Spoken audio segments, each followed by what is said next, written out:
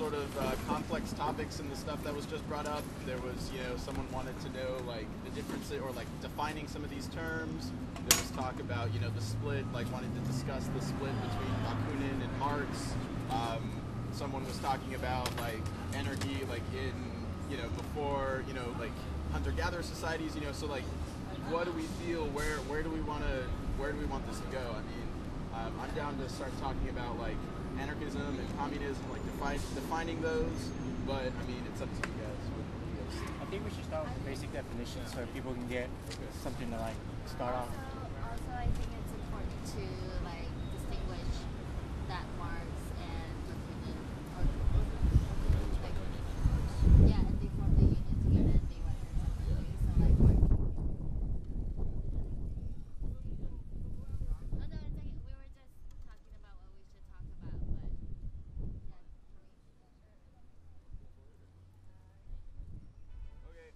Okay, so we'll start defining some terms. So it sort of goes back. Do you want to talk about the split between Marx and Bakunin? Okay. I know Bakunin and Marx, they started the International Union together, and they had beef while they had like specific differences, and then that's where like the split ended up happening. Like, was it Bakunin who left? Yeah. Or he went and started his own, and he was focused more on like anarchistic principles, whereas Marx developed his like communism. Yeah. So in the mid 1800s, the left of the time created the International, which was supposed to be an international union for all working peoples from around the world, right? And so they were discussing issues like, do we use the state, and how does that play out in our goals, right? Because their goal was to have ultimately a stateless society that was anti-capitalist. That was the goal of the International. However, there were two main currents, Marx and Bakunin, who was an anarchist, or who was, a spokesman for the anarchist sort of contingents. And Marx was saying we need to seize the apparatus of the state, in other words, create a dictatorship of the proletariat, right? Versus Bakunin was saying, and Marx was saying this is like a transitionary period while we, move into this anti-statist, like eventually the state will wither away, right? That's what he was talking about. Bakunin and the anarchists were saying, no, that's a lot of horse shit. The state isn't going to go anywhere. The state inherently develops its own interests, right? And he's very famous for saying you can take the most hardest revolutionary you can find, put him in the state apparatus, and he'll become the worst perpetrator of oppression, right, throughout history, right? So this is Bakunin saying this like before, the Russian Revolution, before like any of this stuff. And so there was this split that happens between the anarchists who didn't want to use the state, who wanted to immediately transition into the stateless anti-capitalist society, and the Marxists, right, who eventually became the communists, right? And the communists are very much in favor of forming a political party, a very strong communist party that is created by the workers themselves, so that you can have a dictatorship of the proletariat, or in other words, the working class controls the levers of the state, right? Versus the anarchist perspective, which is like, no, let's not do that. We can do it now. And so that's sort of the origin of this split on the left, right? And then you had an emergence of like state socialism and things like that as well. And so that's like sort of the basic differences between the communists, right, and the anarchists. I don't mean to interrupt, but if we could discuss that just a little bit before we go on. I don't want to go out of process here. I know what process is.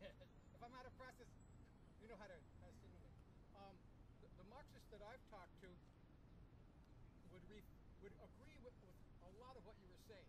Would rephrase it slightly. Okay. Would say that Marx and how do you pronounce the other gentleman's name? Bakunin? Am I pronouncing it right? Bakunin? Yeah. Marx and Bakunin, in fact, both wanted to smash the capitalist state.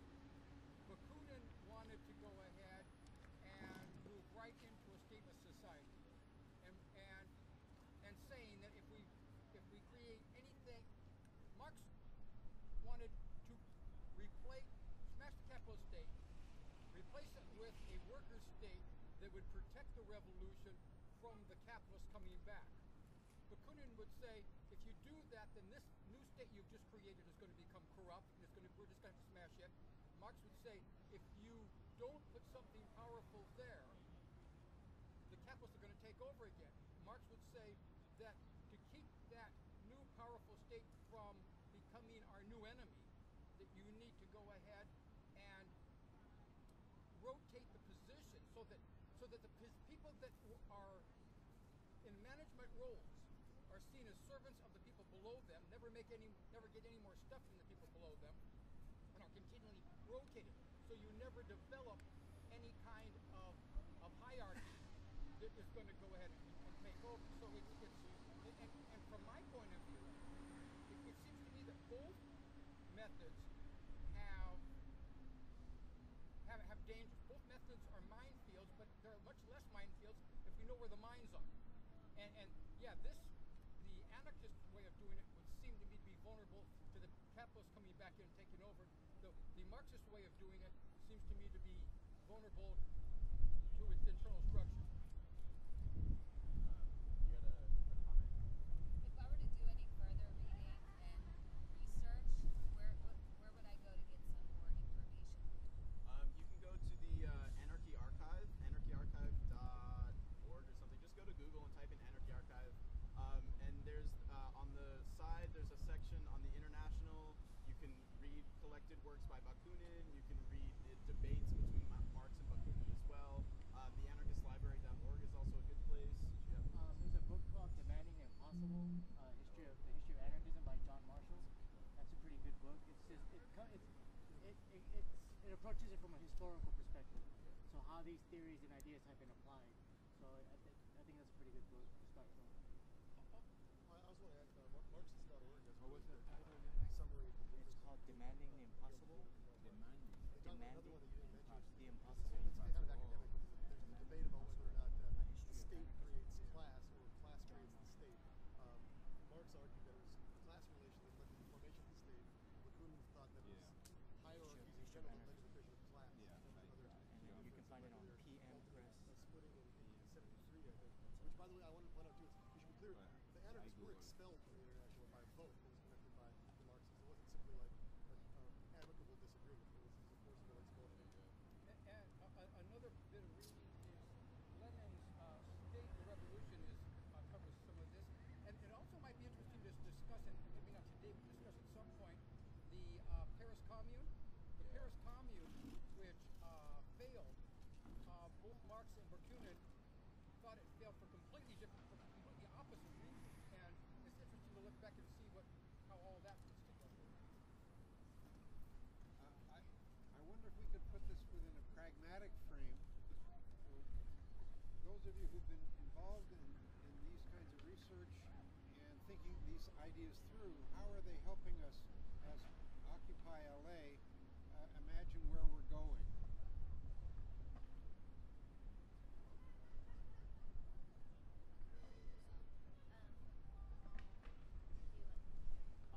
At least where are we going and how I see it. I mean, I think it's providing a different model for living, primarily, at least for me and my perspective. Like, I think my goal as an anarchist is to inspire other individuals to network and create those spaces parallel to the institution, that those structures that don't exist, that don't provide the means and needs to our advancement to gaining more freedom. So for example, like collectivizing, co-opting, like living in co-ops, working in co-ops, and creating like an alternative educational institution. Like, you know, I think anarchism provides the models.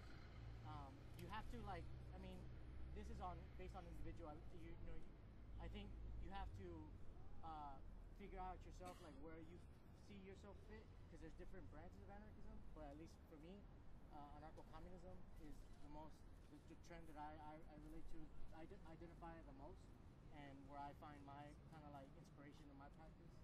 So,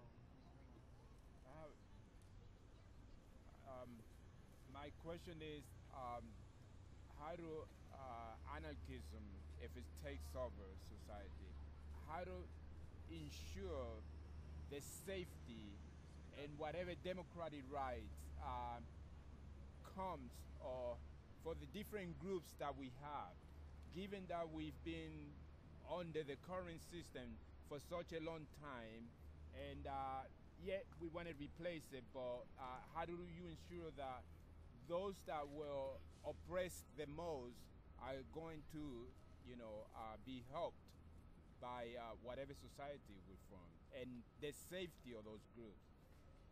How do anarchism ensure that safety? So I wanted to address actually your question first, but I kind of want to get to that too, because I think that before I really started learning about what anarchy was, it was like pretty recent. Like I never like identified as someone as an anarchist until probably like Occupy started, and I actually like met other anarchists who like told me, and I like researched it, and I was like, oh wow, I really like believe in a lot of these ideas and values, and I think that's really important to have an understanding of what like another world would actually look like, because I think a lot of times we're stuck in this like capitalism, and people like don't see another way, and I think anarchy is actually something that's very organic and very natural, which is why like it didn't actually come from like a theory, like it wasn't like somebody like necessarily sat down and was like, this is a theory, like people theorized about what was happening, but it came from like a lot of like working class people, like it came from people of struggle, like people were drawn to anarchy very organically because it makes sense, because like if you ask anybody, like do you believe that you should be able to have a say in your community, most people are gonna be like, well yeah, I mean I think people are very very open to that, so I think anarchy is something that's very much organic to how people in general live, and I think like also like capitalism has been around for what, like 200 300, I don't, hasn't been that long in terms of like the larger for how long humans have existed, and before capitalism came around, like people did live by anarchy, a lot of anarchy values, and I think that it is the how part is a very difficult like part of how to get how do we get from like this very oppressive culture to one that's that's not going to be oppressive, and how do we make sure the oppressor doesn't just come back and re-oppress, and I think that's a really good question, and I think we need to make I think even to first of all, the capitalist class is really not that big, and even I think to some capitalists, anarchy would at the end of the day make more sense. I think the power of anarchy is that it just makes more sense to human beings and how it should be arranged. So but having said that though, is if we need to protect our communities from people that are oppressed, like we need to figure out ways to protect our communities in a way that's not hierarchical and doesn't like recreate oppression. I agree with what Cara was saying. I also wanted to add that I think something that's often not discussed when people ask that question is that the current system does not protect minorities, right? I mean, we were at the anarchist, a lot of us were at the anarchist conference yesterday where the Black Writer gentleman quoted from Michelle Alexander's book that said that there are currently more, I've read most of her book too, that there are more black men in prison now than there were even slaves in 1860, right? So the fact is minorities are not protected by the current system, but that's not to naively suggest that if we would just smash the system, that of course you would have universal equality either. I think what anarchism requires, as it did like in Spain about 80 years ago when they had a moment of anarchism like in Catalonia, was that it required a commitment on the part of people to anarchistic ideas like Laura was talking about, which include direct democracy, universal equality, and mutual aid. If people don't agree with those things, anarchism won't be possible. But I think at the same time, it's similar to saying that if people don't believe in democracy, they don't believe that they have a right to certain liberties, then that's not possible either. Did you have something to say? And then I just wanted to make a point of process. I think if we get the definitions out first and we define everything, anarcho-syndicalism, then a lot of the questions would be naturally answered and more easily answered. What do you mean the actual definition, like defined by who? We like Carol said, we were going to lay the define baseline. anarcho-communism and difference between anarcho-communism, anarcho-syndicalism, and anarcho-socialism. If you just get the definitions out and then distinguish the differences, I think a lot of questions would be naturally answered. In two things. One, in regards to the definitions, I think I was one of the early people that said it. Now I'm beginning to think twice. I'm almost awful long time discussing what words mean, so at least we should be aware of that track. And I just wanted to comment really quickly on Huck's question about people who have studied how is this going to help us, where are we going to go, that kind of thing. One of the things that, and maybe everybody won't agree with me, but one of the things that as I read about anarchism and Marxism and all this stuff, invariably, and I feel very sad about this, the anarchists and the Marxists both want to smash the capitalist state. But too often they end up fighting each other. And I think one of the things we could learn is that anarchism and Marxism and socialism should be able to live comfortably side by side, smash the capitalist state, create space for both ideas and see how well they work and respect one another and celebrate one another rather than seeing each other as antagonists. I'm basically a Marxist, and I am very, very encouraged by what I hear from anarchists. I think anarchism is wonderful, and I think that Marxism leads to anarchism. But anyway, I just, you know what I'm saying. I just want to say the big difference between Marxism and anarchism is the mandatory voluntary split. Is cooperation going to be forced by a state, or is it going to be voluntary and leave room for the individuals to get out of certain situations? And the truth is, when you really get down to it, there's nothing in between anarchism and hierarchy. Nothing.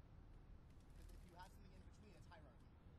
So when you really get down to it, that's sort of why a lot of anarchists won't really compromise. But I certainly think that anarchists and socialists should fight together on ideas they both agree with. But I think, in general, that socialists just need to learn from anarchism the voluntary cooperation idea. Because when you mandate cooperation, those who mandate it create another hierarchy, and then there's no equality. I'm just asking for people not to think that what happened under Stalin is anything even close to socialism or Marxism. That was state capitalism and was terribly oppressive and was disgusting. Anyway. Sure, Yeah. but I'm talking about Marx's theory in general. He wants a dictatorship of the proletariat. He calls for a lot of authoritarianism. I don't want to use up a lot of people's time. What time? I want to, David Graeber, who's a anarchist anthropologist, I read his book called Fragments of an Anarchist Anthropology, and he provides 5 basic principles, give like a baseline of a definition of anarchism, and that's autonomy, voluntary association, self-organization, mutual aid, and direct democracy. Can you say that one more time? Autonomy, voluntary association, self-organization, mutual aid, and direct democracy. And I think that those are pretty, those are some 5 principles like of anarchism. I think that, social anarchism, at least collective anarchism. I sort of wanted to speak to your question too. You say how would in an anarchist society like the minority groups be protected? The safety. Yeah, the safety, and to that I would look to Spain and the CNT where they organize themselves. They organize themselves and organize militias for their protection. And I'm not saying we go out and start a militia now, but the point is we organize ourselves for protection. And we have that sort of like the reason why, in my opinion, it was so successful is because they had been organizing for years before their revolutionary situation and already had it down, such that when the revolutionary situation happened, it ain't no thing. You just keep doing what you were doing. Like a social responsibility that it's not necessarily like while you should have like there's certain aspects of individual anarchism that I do appreciate, like as I do believe like in individual freedom. I think that's like free will is really important, but I think that at the end of the day though the collective will should in most cases kind of supersede that individual will, because we all live in a society, we can't really survive without each other, which is why I try to I tend to want to focus more on social anarchy. Having said that, though, I also believe that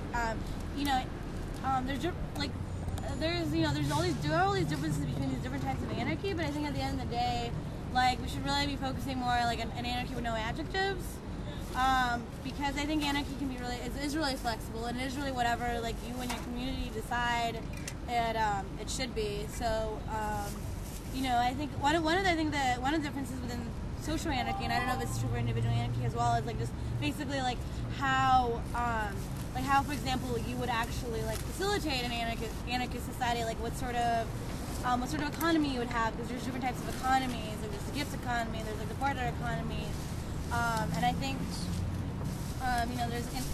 and whether the focus would be on I know that there's anarcho-communism focuses on a lot on the ownership of the means of production by whoever's using it. And so there's less of a focus on actually owning things, because you can versus I think it's anarcho-socialism that focuses more on there's still there's still an ownership of the means of production, but it's just ownership by the workers. Well, yeah, that's more of collectivism. Collectivism is so let me step back a little bit. Anarchism has developed very in parallel with the developments of capitalism. And so you don't really see anarchism, coming up to the surface so much until you see this sort of capitalistic influence in mostly in Europe and then around the world, right? And so in anarcho-collectivism, it was a time in which there were still skilled artisans, but it was very early factory formation, right? And so anarcho-collectivism is basically saying that the workers should own their own tools, and when they say workers, they mean the skilled artisans should own their own tools, and whatever you put in, you should be getting out in proportion, right? And so the famous tagline would be, from each according to ability, to each according to work done. And that's different from anarcho-communism, which is saying, collectivism sort of, morphed into anarcho-communism when things got very much industrialized. And anarcho-communism is saying, not necessarily how much you contribute, but based on your need, right? And so that's guided by this principle of mutual aid, which is a responsibility to your community, right? And so in the anarcho sort of communist society, you have from each according to ability to each according to need. So you put in what you are able to put in, and you take what you need, rather than in a collectivist society where you put in what you are able to, and then you get a specific portion, proportional to the amount of work that you've done. So that's sort of a shift. And collectivism was around in the early 18 to mid 1800s, and then communism sort of developed after that in the late 1800s with Kropotkin. Do you know about the split between Marx and Kropotkin? Yeah. Yeah. That's how it kind of started the split, right? Yeah. Were there any questions first? How would this relate to primitive hunting and gathering societies, which, from what I've studied, lived in when I say primitive hunting and gathering societies, I'm talking about the way people lived, say, 40,000 years ago, which from what I've studied, very much lived in a situation of where they contributed according to their ability and received according to their needs. And how does and so I guess what I'm